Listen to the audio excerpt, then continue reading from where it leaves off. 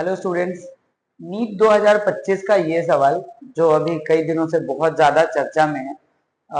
हमारे कुछ स्टूडेंट्स हैं जो आके पूछते हैं कि भैया एक क्वेश्चन कंट्रोवर्शियल जा रहा है, एक क्वेश्चन कंट्रोवर्शियल जा रहा है।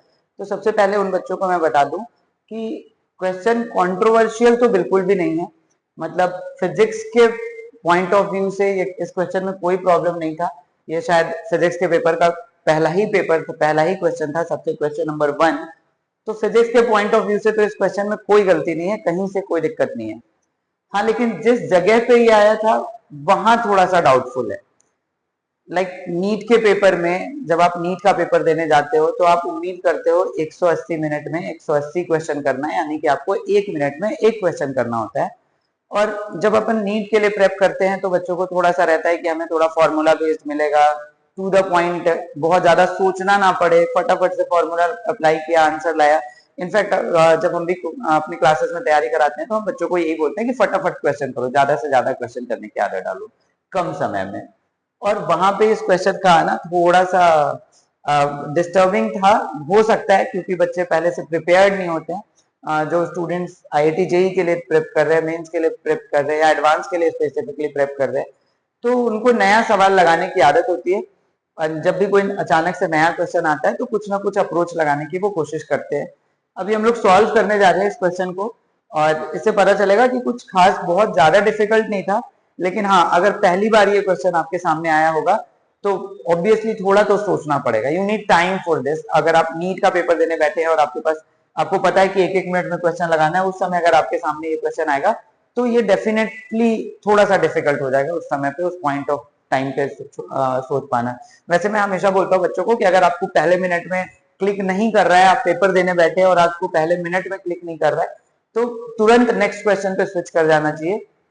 क्योंकि अगर कोई क्वेश्चन डिफिकल्ट है तो वो है, ज्यादातर बच्चों को डिफिकल्ट लगेगा। अगर हमने पहले कभी ऐसा नहीं किया है तो ज्यादातर बच्चे जो प्रिपरेशन कर रहे हैं IIT JEE NEET any competitive exam के लिए प्रेप कर रहे हैं, तो अगर ज्यादातर बच्चे जो पढ़ने वाले, जिनने अगर आपने ढंग से पढ़ाई करी है तो अगर आपने एकदम से नया क्वेश्चन देखा तो आपको थोड़ा सा होल्ड करके नेक्स्ट क्वेश्चन पे जाना चाहिए। जब वापस से टाइम बचेगा, second round of visiting the question हम लोग बोलते हैं, तो तब इसको हम लोग सॉल्व कर लेंगे।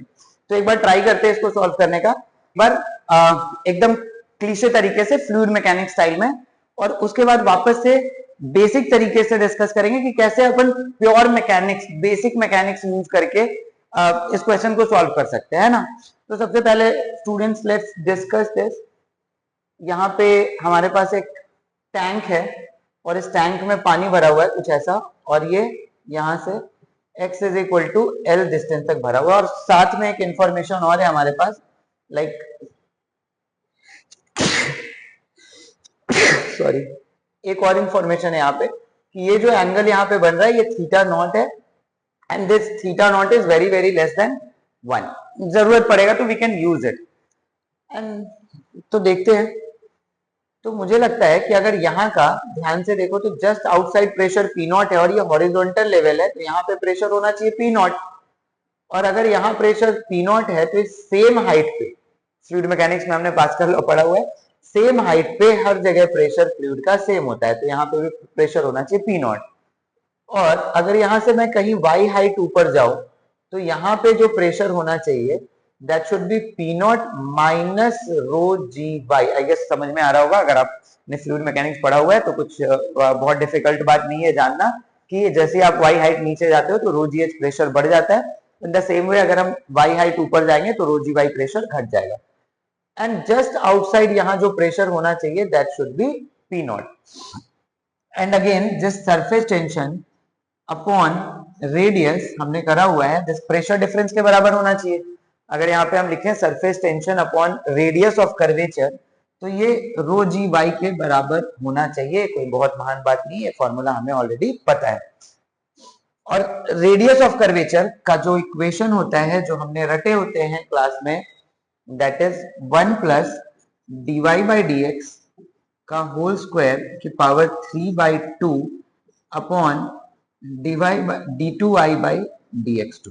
That's double differentiation of y with respect to x. तो ये अगर हमें याद है, हमें याद है तो मैंने इसको अप्लाई कर दिया, और चूंकि ये दिया हुआ था theta less less less than 1, मतलब ये जो dy थीटा क्या है, tan थीटा, थीटा का मतलब है अगर मैं लिखूं tan theta is equal to theta, और tan थीटा की वैल्यू होती है dy बाई dx, तो यानी थीटा वेरी लेस, मतलब tan थीटा बहुत छोटा है और tan थीटा बहुत छोटा है, तो d2y बाई dx भी बहुत छोटा है, तो इसको हम लोग यहाँ से इग्नोर कर सकते हैं। और जैसे इसको निग्लेक्ट करेंगे तो मुझे लगता है ये आएगा 1 अपॉन रेडियस ऑफ कर्वेचर की वैल्यू आ गई 1 अपॉन d2y बाई dx2, और इसको अगर यहाँ पे अपन पुट करें तो ये मुझे लगता है t इंटू d2y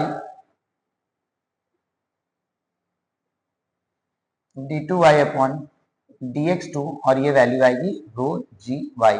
और अगर हम ऑप्शन में देखें तो अच्छा, सरफेस टेंशन को s लिखा हुआ है, सरफेस टेंशन को s लिखा हुआ है, तो यहाँ से मुझे जो नजर आ रहा है ये s उधर जाएगा, तो ये आएगा, अगर s उधर भेज देते हैं हम तो ये मुझे लगता है आना चाहिए d2y, शायद दिखाई नहीं दे रहा है, लेट्स चेंज सम पेन, तो ये मुझे लग रहा है कि आ रहा होगा d2y upon dx2 is equal to rho g y upon s, तो rho g y upon s, और ये इसका आंसर भी था।